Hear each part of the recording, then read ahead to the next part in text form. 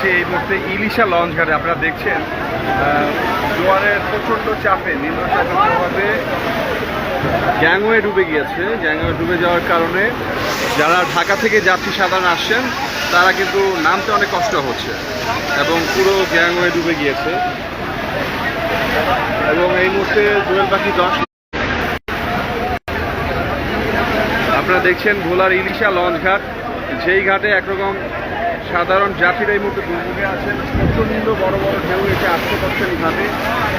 সাধারণ যাত্রীরা এই ঘাটে নেমে কিন্তু এই মুহূর্তে দুর্ভোগে আছেন। প্রচণ্ড বড় বড় ঢেউ আসতে পড়ছে এই ঘাটে, বিশেষ করে মহিলা এবং শিশুরা তারা এই মুহূর্তে নামতে যে অনেক কষ্ট হচ্ছেন এবং বৃদ্ধ যারা রয়েছেন অনেক কষ্ট হচ্ছেন। তো স্থানীয় যাত্রীরা বলছেন যেহেতু এই মুহূর্তে জোয়ারের চাপ অনেক বেশি, সেই ক্ষেত্রে এই ঘাটটিকে অবশ্যই যেন আগামী এক সপ্তাহের মধ্যে যেন এটি একটু হলে উঁচু করা হয় এবং সাধারণ যাত্রীরা যেন নামতে পারে, এটি কিন্তু দাবি জানাচ্ছেন। এবং তাতে যারা আছে তারা একরকম আতঙ্কের মধ্যে রয়েছেন। পুরো পথ আমরা উড়ুন করব।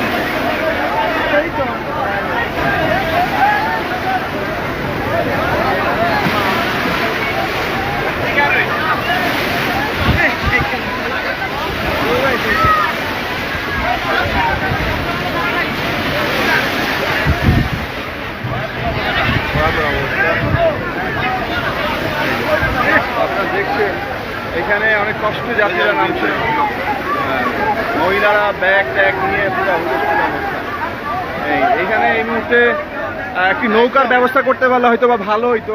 বিআরডব্লিউটি এর কর্তৃপক্ষ এই মুহূর্তে তারা যদিও ঘাটে ছিল এতক্ষণ পর্যন্ত।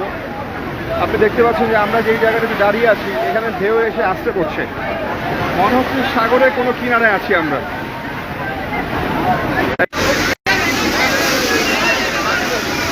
এরা কি উঠছে না? এরা লঞ্চে আগে আসছিল।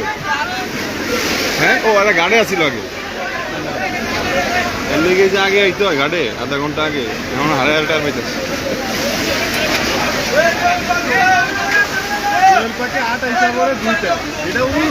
আপনি দেখছেন বিশাল বড় বড়, তারা কিন্তু এখানে যাত্রীদের উপকার করছেন, এটা খুবই ভালো দিক, তাদেরকে ধন্যবাদ জানাই। তারা